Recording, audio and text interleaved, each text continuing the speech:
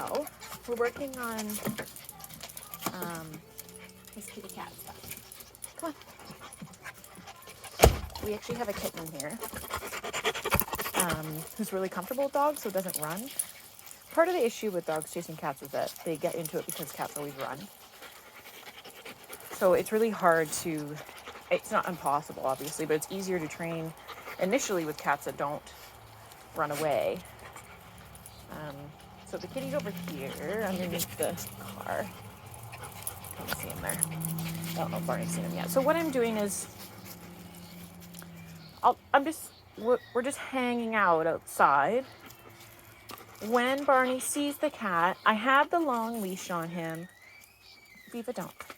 I have the long leash on so that if he were to lunge at the kitty, then I can just step on the leash like this. And then I have more control, right? So if you're in an off-leash situation where there's a cat or you're visiting someone who has a cat, I would just keep a leash dragging on him so that just in case he sees the cat and he's like, oh, I chase cats, and runs, then you can catch him. He's been doing really well. He hasn't been running immediately after the cat. So because this cat doesn't run, he doesn't chase it.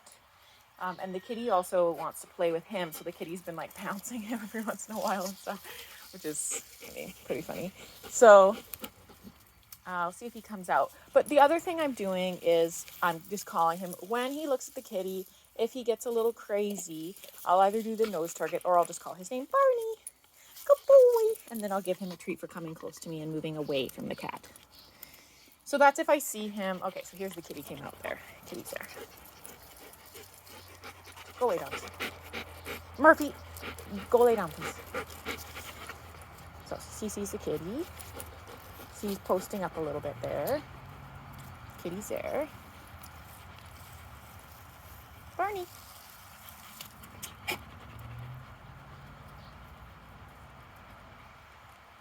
Barney. Yeah, good boy. So I'll just call his name. He comes over. He gets his treat. Now he's had close interactions with this kitty. He sniffed him and stuff before. But you can see how he gets a little perked up. So you know he's thinking about chasing when you see his tail goes like straight up and his ears go forward. But I find his tail the most expressive part of his body. His ears too, but his tail goes still. You'll notice it stops wagging, so his tail goes still and straight. So you can see how it's right now, straight like this, and he's staring at the kitty. Hey, come here. Barney. Murphy. So I can step on his leash and interrupt him from chasing. So he thought about it, like we said. So I see his tail going straight. I know he's thinking about doing it. That would be a better time to intervene. I just wanted to let him do it so you can see how I'm stopping him. So when you see his tail stop wagging and go straight, that's when you want to intervene with the food if you're around a cat. So if you're like visiting someone with a cat or you see a cat outside and you see that he notices it, you want to intervene before he starts running. So what you're teaching him there is that you're going to give him food for focusing back on you when there's a cat around.